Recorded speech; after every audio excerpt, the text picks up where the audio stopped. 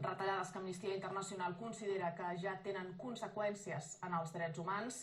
L'entitat ha presentat el seu informe anual, que pel que fa a Catalunya posa l'accent en l'ús excessiu de la força per part de la policia.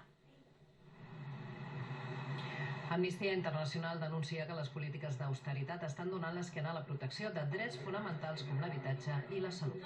Pot costar vides, sobretot ens preocupa la situació d'aquelles persones immigrants que tenen malalties mentals, malalties cròniques, transmissibles, però també ens preocupa els efectes que aquesta reforma sanitària pot tenir en la població en general.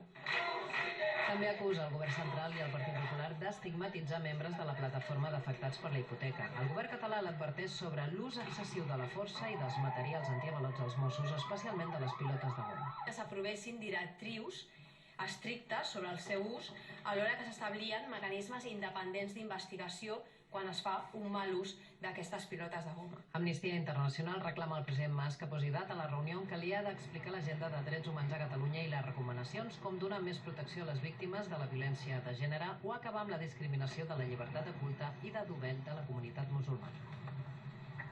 Els Mossos d'Esquadra